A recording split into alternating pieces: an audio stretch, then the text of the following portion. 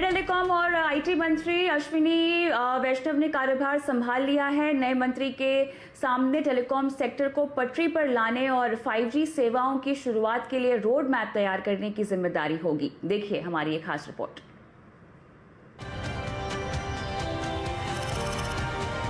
CNBC Awas and Salasa Techno Engineering present Telecom Update. प्रधानमंत्री नरेंद्र मोदी ने अश्विनी वैष्णव को टेलीकॉम और आईटी मंत्रालय का प्रभार सौंपा है। अश्विनी का एकेडमिक बैकग्राउंड काफी जबरदस्त है।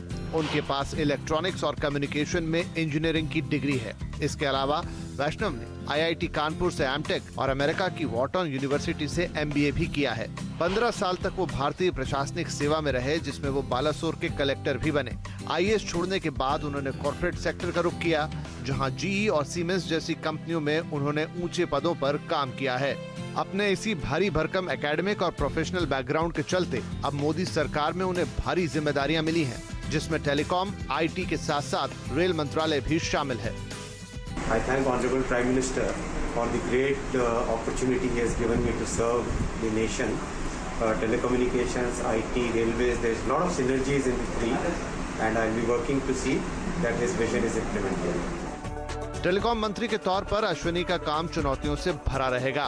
सबसे पहले उन्हें टेलीकॉम कंपनियों को कर्ज से उभारना होगा, ताकि टेलीकॉम सेक्टर वापस पटरी पर लौट सके। सरकारी कंपनी BSNL और MTNL को फिर से खड़ा करने की चुनौती भी उनके सामने रहेगी। इसके अलावा भारत नेट फाइबर के जरिए घर घर तक लैंडलाइन ब्रॉडबैंड पहुंचाना और 5G सेवाओं का स्मूथ रोल आउट भी उनके लिए एक बड़ा जिम्मा रहेगा। मेरे ख्याल से सबसे बड़ा चैलेंज ये है कि जहां कभी हमारे देश में मल्टीपल ऑपरेटर होते थे, आज सिर्फ 2 ही ऑपरेटर रह गए हैं, एक जियो और दूसरा एयरटेल।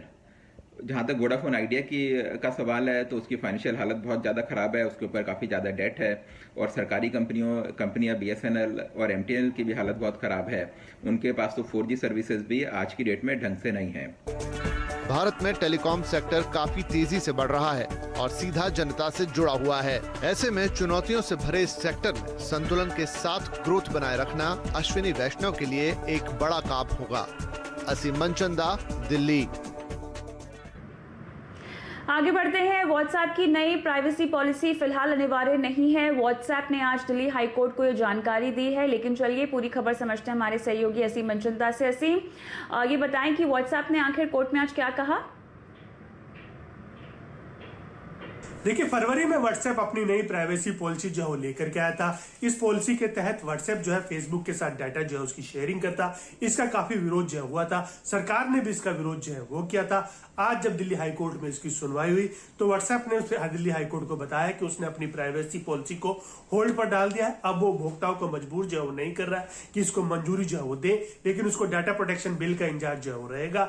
अगर संसद इसको मंजूरी देती है और उसमें कहा जाता है कि आप डाटा जो है उसका शेयर जो है नहीं कर सकते, तो उस बिल के मुताबिक जो है काम करेगा। इसके अलावा जो व्हाट्सएप है उसके CCI जांच जो है उसकी जारी रहेगी। खासतौर पर कि CCI ने सुओ मोटो व्हाट्सएप और फेसबुक की जांच की शुरुआत जो है वो की थी, तो दिल्ली हाईकोर्ट ने उसके ऊपर कोई भी रोक जो है वो नहीं लगाई है। अब इसकी जांच जो है CCI जो है वो कर सकता है। इसके बाद जो दिल्ली हाईकोर्ट जो है इस पूरे मामले की सुनवाई अब 30 जुलाई को जो है करेगा। शुक्रिया असीम तमाम डिटेल्स हमें देने के लिए। और इसी के साथ आवाज समाचार में इतना ही। मुझे भी इजाजत दें, लेकिन तमाम खबरों की अपडेट के लिए CNBC आवाज के साथ ही रहिए, ट्विटर, फेसबुक, YouTube के जरिए। नमस्कार।